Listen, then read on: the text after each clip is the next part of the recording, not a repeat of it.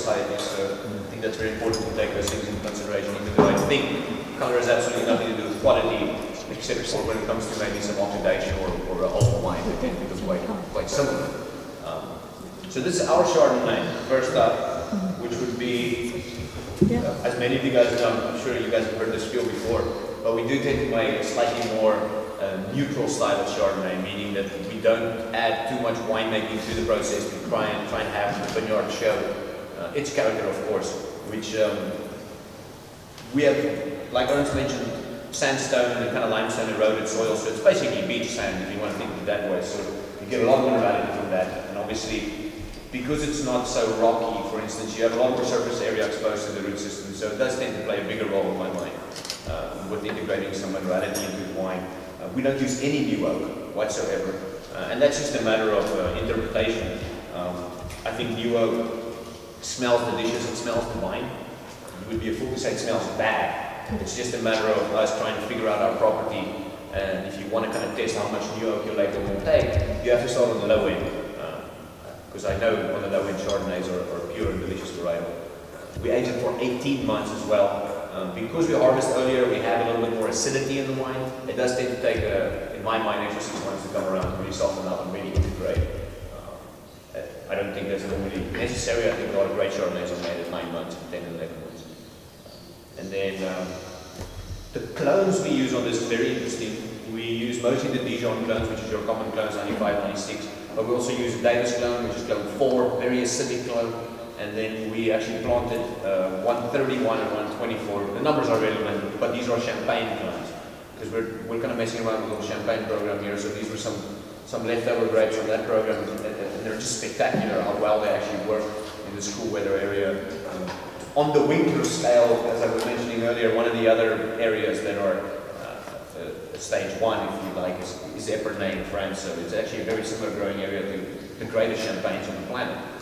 So that being an inspiration for us, we planted some of those varietals, and they tend to ripen earlier with kind of higher acidity and lower flavor profile. They're not quite as flavorful, so you do tend to get a lot of the character that builds up in the barrel and on the lees, being more dominant flavor in it. And I guess it's the most versatile grape in the world. I mean, everybody makes a Chardonnay different. Everybody makes a Chardonnay. There's very bad ones these days. It's just that almost like running shoes. Chardonnay drinkers are very brand loyal. They tend to drink the ones that they like. Even though I think it's one of the most versatile varieties, and probably one where you should be drinking, various kinds of, starting with Chablis and going all the way to, your really round and Napa ones. They all have a time and a place. So it's definitely a variety you should shoot down. The ABC Club, for instance, which is a fictional club called anything but Chardonnay, I think they have no grounds on really justifying that. I think Chardonnay is definitely one of the true indicators of terroir. If left alone, to a certain extent, it really shows terroir really well. You can reverse those letters and have CBA, Chardonnay's back again. Yeah, there you go.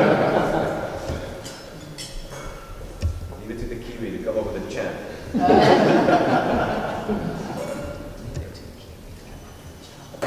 And I think, in comparison, obviously the next one's Ricky's. And Ricky stopped by a while ago. He was kind enough to bring some of these wines around to taste it. And this one completely blew my mind, the Chardonnay that he made from our 5C. So the 5C block is actually right behind you. You turn your head, you can actually see the very front of the rows. So it's on the very highest part of the property. Obviously it gets an extreme amount of wind. Obviously it's pretty much directly in line with the ocean. We do have some windbreak there, for what that's worth. It probably just keeps the dust down a little bit. Not much. It doesn't do much at all. But this is the first year I made Chardonnay on the Presqu'ile property, 2012. And there are so many different interpretations as to how to make a Chardonnay, but I always use the benchmark of more full-bodied Burgundy, white Burgundy, so the Merceau style, so big, fat, all round, but still having an element of elegance, leanness, again, not being afraid to use new oil. So basically, when you talk about Chardonnay, there's kind of a spectrum. So basically, I have it from 1 to 10. So 1 is kind of that sort of almost that lime, citrus flavour, and then you go to 3, and it becomes more the green apple, and then you go to say 5 or 6, and you can start to develop more, white peach, stone fruit characters, and then by the time you get to 9 and 10, you're really hitting tropicals.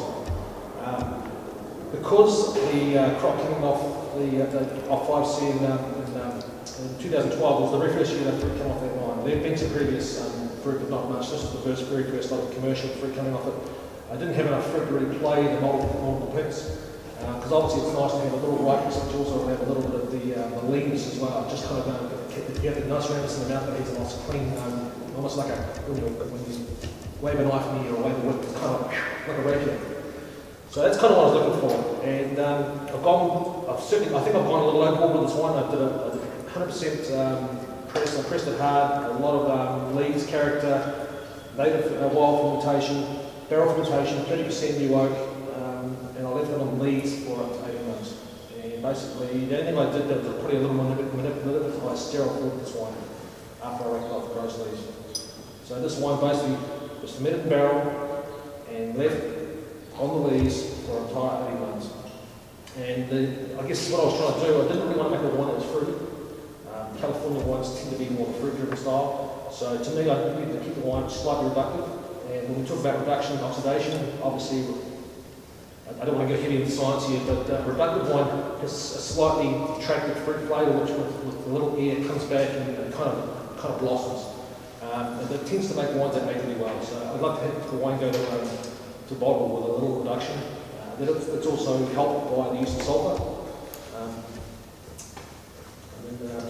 I mean, obviously, the colour that you guys can see is quite different as well, even though it's the same age and all that stuff. And, what would you attribute that to, my good old Kiwi mate? Well, basically, new oak.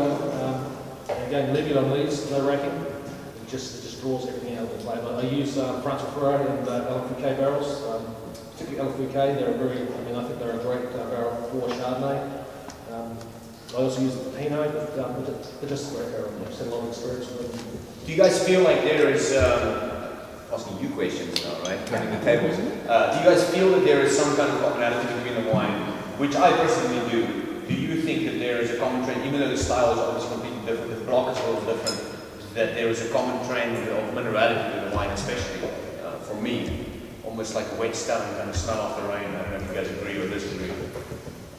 But I think it's a really beautiful wine. I was curious about the dates of harvest for each of those two Chardonnays. He had one pick again. There's various picks and there's various blocks. Even though this has some 5C, I picked the day after he did it because I was fortunate enough to see his numbers. So we steal each other's information sometimes. Sorry, what year is this? But, This is 2012. Were the sub ones 12? well, Ernst was mine was 13. So that's another. That's That is a another big one. difference, yeah. Yeah, so I typically leave it on the leaves a little longer. Because it's leaner, I want to get a little more texture.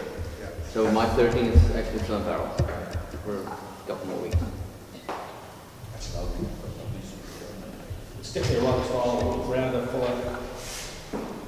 Yeah, his interpretations of our vineyard are definitely the bolder ones on this panel today, and I'm sure probably so, which is why we love his wines too, because again, it's just like somebody painting a little bit more aggressively. It's got a great now. Unreal, the texture. And it's got that kind of flintiness that carries through from the aromatics. It's got like oyster shell character. Yeah, I think that It's on the nose. it grows on crushed oyster shells. So the sky, the smell of reduction is actually in glass. Especially if this one long enough, it'll actually start to show more fruit. Yeah. And after that, maybe about 3 or 4 hours, it's probably starting to develop a little old pineapple character, which is very different where it goes. Yeah. Very rare.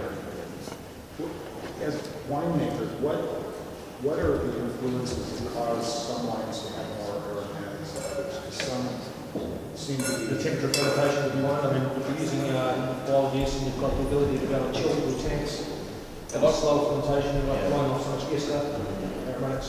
A lot of your flavor compounds or the things that we taste and smell are just, some chemical entity that's sensitive to certain things. And if it goes through the reaction, it becomes volatile and essentially evaporates. And so anything that really creates that evaporation of flavor profiles or unstabilization, making it unstable, I suppose.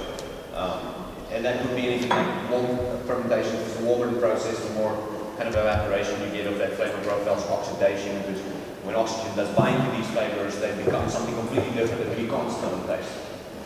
And anything that really can protect those in a chemical environment, like lower pHs, cooler temperatures, do anything you can to stop oxidation, those are kind of the things that really create that, and in my mind will protect that. Even though you drink Amarones and things like that are purposefully oxidized, it creates a completely different flavor, like sherry for instance. Even though those flavors would be considered off in wine, you smell and taste those. Oh, it's sherry flavor, it's got a sherry profile, but it's bad. If it's sherry, it's good. I mean, so it's an interesting interpretation of really what's a good flavor. I guess it comes down to psychology of taste too. Some of us like olives, some of us don't. I mean, it's bad. So I think there's a lot more to it than just that. But it tends to be a little bit more reductive winemaking that I think creates the most flavor profiles. What do you say, Kevin? You're probably quiet there. You make a little bit. I do like a little white Chardonnay on the Semillon. I really like this site. You get more of that true, that plumy, montrachet type of beeswax that Genesito just doesn't have. Yeah. Genesito goes tropical. You get more of that pineapple, this is a wonderful site for Burgundy varietals, and it's amazing to be able to compare the differences by just a quarter mile. The vineyards next door are totally different. There's a little more clay. Your sugars run away from you a lot quicker, and this little site here is kind of like hydroponics with the sand. You can really fine tune your watering if you need to water, and response quicker, and I think you can really dial it in with this sandy soil we have here. We're pretty fortunate to be picking grapes from here. Yeah, just another piece of history. These two vineyards actually used to be outside of the appellation in Santa Maria Valley. Was added in 2011, and just to speak to that, we're considered the most western vineyards in Santa Maria Valley, together with Sauvignon. And so it's even more kind of forced coolness compared to, for instance, the northern bank, if you like, on the other side of the valley, which I think plays to exactly that. The uniquer vineyards tend to make uniquer wines, and the further west you are in Santa Maria Valley, the cooler you are, and the more you see those effects in the wine, which is what I think separates our Chardonnay from most other people. You also tend to have a lot of malic acid here on the Chardonnays, which tends to be give you the ability to mellow, create texture, but not lose acidity, so you get both. And I think Labyrinth Chardonnay there is a great example of that. You can get around this and texture without losing acidity, and it all comes back down to where we are. As you can notice, it's not a bad view either. No, sure isn't. Peter, what your concrete egg tanks, what do they bring to the flavor profile? And do you have both the Sauvignon Blanc and the Chardonnay in those tanks? We did a little bit this year, but normally, this is going to be a long egg conversation, so settle down, chickens, we're going to talk about it. We have, the best way to keep concrete clean is to keep it full, right? So the Sauvignon Blanc comes out of 6 months, and then the eggs need to be filled up preferably so that I don't have to, clean them every couple of months. And so we do put some Chardonnay back into the eggs often the Sauvignon Blanc comes out. And that's more of an experimental thing to see what happens to it. What concrete does in general to wine, the eggs obviously, it's a long story, but there was a guy that was an archaeologist, also a winemaker, and he dug up this little vessel. It was in the shape of an egg. It was made out of clay, which is obviously a prehistoric concrete, if you like. It was in the shape of an egg, and on the inside was tartaric acid, and tartaric acid is only found in grapes in that concentration, so obviously it was wine in there.